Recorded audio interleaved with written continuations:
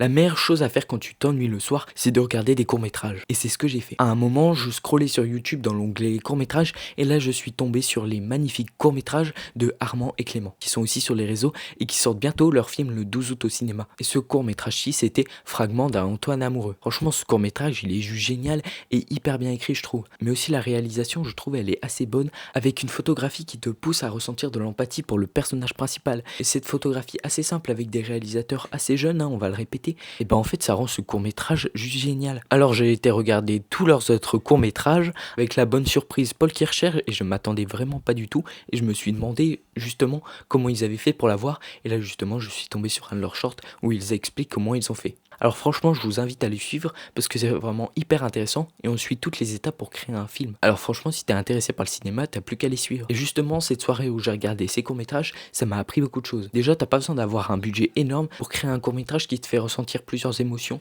mais aussi pour avoir une histoire aboutie et qui te pousse à ressentir de l'empathie pour ces personnages. Mais aussi, ça m'a fait prendre un truc, il vaut mieux prendre sa caméra et créer quelque chose que de ne rien faire. Parce que oui, il y a plusieurs de leurs courts-métrages qui ont été faits pour les 48 heures l'ESRA. Et donc en fait, ils ont dû réaliser ce court-métrage en 48 heures. Et là en fait, tu te rends compte que même en 48 heures, t'arrives à créer quelque chose d'assez abouti. Même si par rapport à tes attentes, c'est forcément en dessous. Et donc même si tu as 48 heures de disponible, il vaut mieux aller filmer que de rester là à ne rien faire. Et c'est ça aussi qui m'a poussé à créer mon court-métrage à 16 ans. Et moi, c'est toujours Laurie, je t'invite à t'abonner si tu veux suivre mon aventure.